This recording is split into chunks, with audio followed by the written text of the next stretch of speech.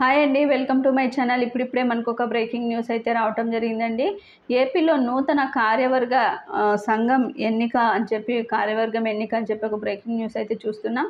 మీరైతే వీడియోని ఎక్కడా కూడా స్కిప్ చేయకుండా ఎండ్ వరకు అయితే చూసేయండి. వీడియో నచ్చినట్లయితే తప్పకుండా లైక్ చేయండి, షేర్ చేయండి.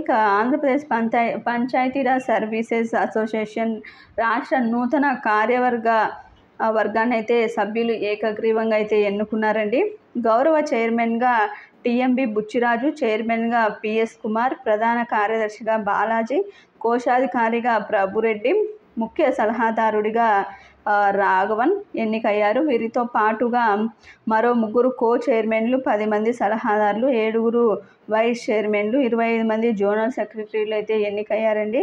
అసోసియేషన్ గౌరవ చైర్మన్ బుచ్చిరాజు గురువారం ఒక ప్రకటనలో అయితే విషయాన్ని కూడా తెలపడం జరిగింది.